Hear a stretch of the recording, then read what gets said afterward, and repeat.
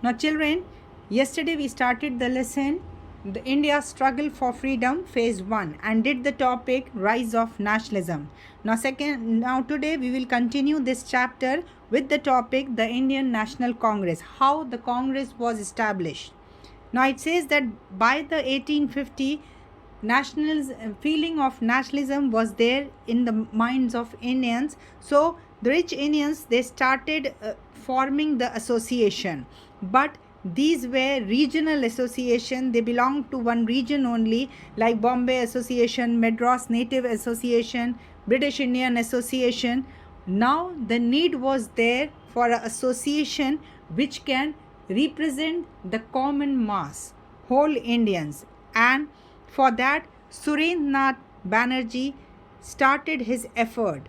He wanted to organize a conference in Calcutta, but a retired British official, Alan Octavian Hume, he called a meeting in Bombay, and this meeting was the starting of Congress.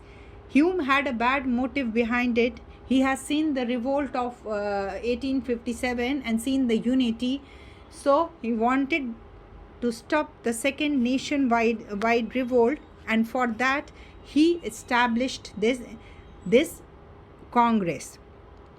See, it is written here, the meeting convened by A.O. Hume was held at Gokul Das Tejpal Sanskrit College from 28 to 38 December.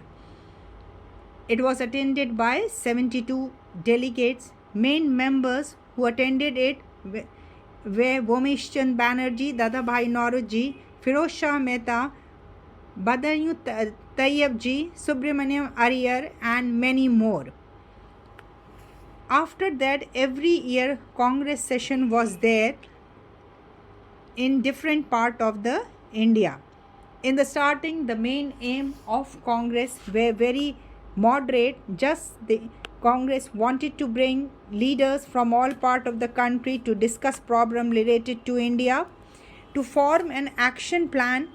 Just the aim was to form a action plan for India, for India.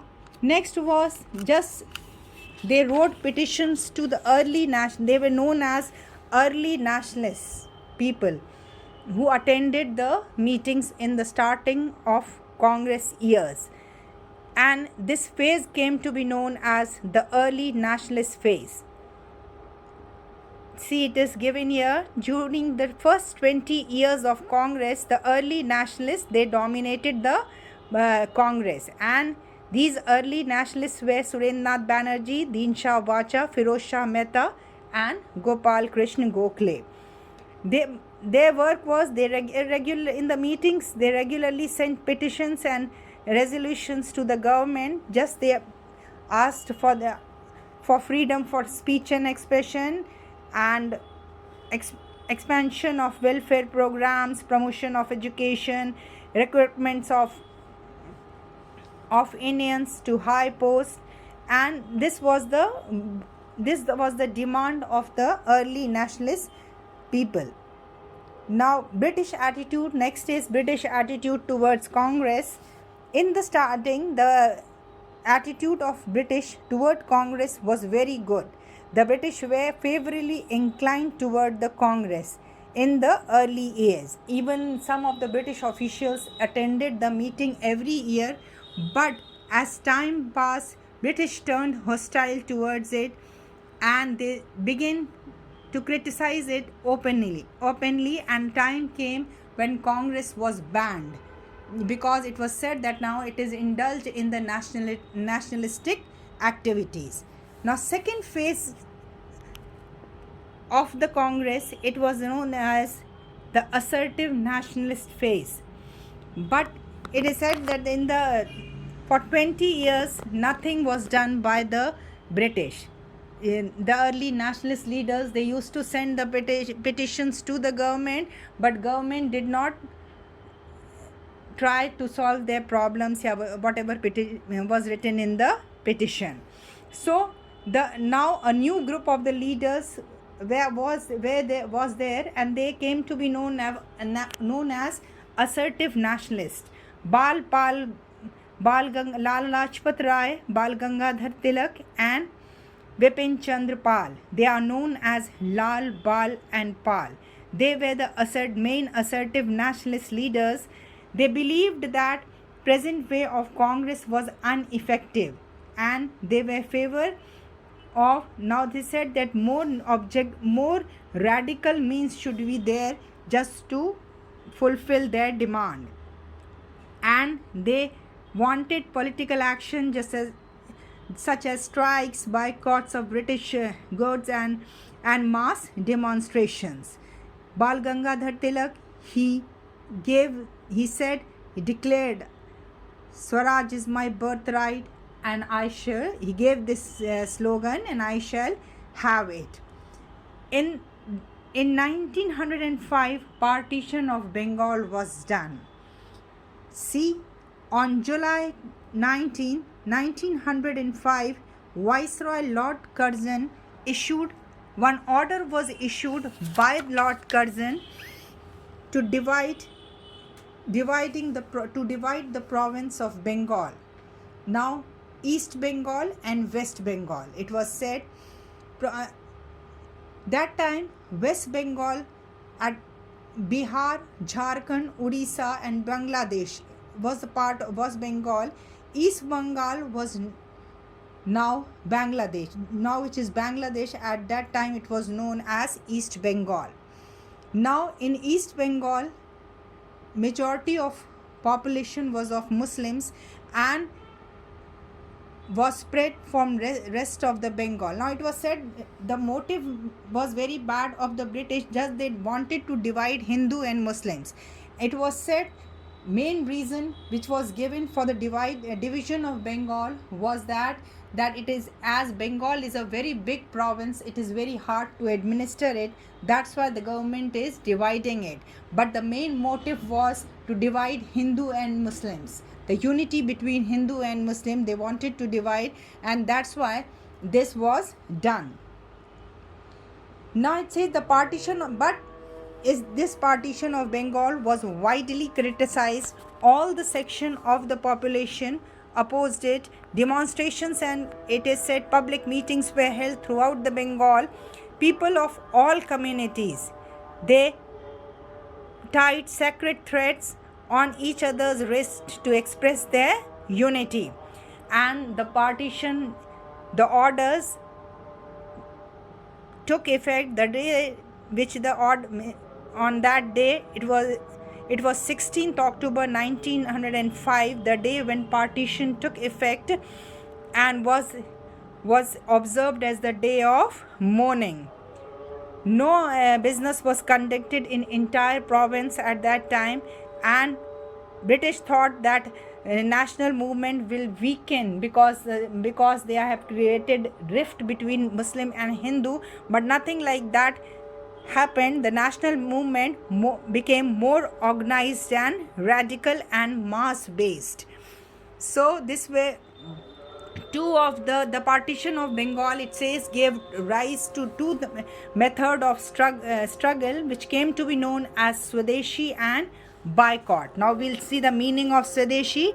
It means of one country. It was said of own country, means it was said that now we should use the product which is made in India only, and that was khadi, and we should boycott. Second was boycott, means we will boycott all the goods which are coming from England. So these two methods were adopted by the nationalistic leaders. Starting from Bengal, the movement spread across the country and people started boycotting British goods and began to use Indian goods. Bonfire was there. People who wore cloth made in England were criticized, and shops were closed because the people stopped buying the goods from there. Now next major event was Surat split. It was in 1907. The struggle against the partition of Bengal temporarily united the early nationalists and the assertive nationalists. Because of this partition of Bengal, unity was there between Hindu and Muslims, but the differences were there in their objective and method, and in the Congress session. So in the Congress session in 1907 in Surat, there was a split between the two groups. The early nationalist leaders began to control the Congress, and the assertive leaders decided to function from outside. They said they will work for the independence, but will not attend the meeting and all. After that, in 1916, we'll read it further, the two groups were united. But till 1916, this rift was there between the two. Now, the government saw that the Indians are now going for independence. They now fight. They wanted to become independent from the British rule. So, to appease the Indians, to make them happy, one act was passed by the British, which came to be known as Morley-Minto Reforms of 1909. See, it is written here, to pacify the early nationalist leaders, the government announced the Indian Council Act, popularly known as Morley-Minto Reform. Morley was the Secretary of State, means finance, foreign minister, and Minto was the viceroy. So that's why this act came to be known as Morley-Minto Reforms. What were the main thing of this act? First was, more members were to be inducted in Central Legislative Council and Provincial Legislative Council. Just to give it a democratic group, it was said that more members will be there. And secondly, a very bad thing was done, that a system of separate electorates was introduced. Means the Muslims were grouped into separate constituencies. For that, some constituencies were there from which only Muslims were allowed to go for election. This was done just to pacify the leaders of Muslim League, which had formed a few years earlier. So this way British wanted to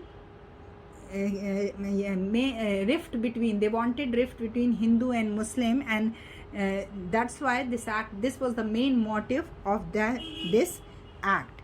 Now children, today in this first, we have here the lesson comes to an end, and in next turn we'll be starting India's struggle for freedom phase 2, and in that lesson we'll be starting from nationalistic activities from 1914, when First World War started, till we got independence in 1947.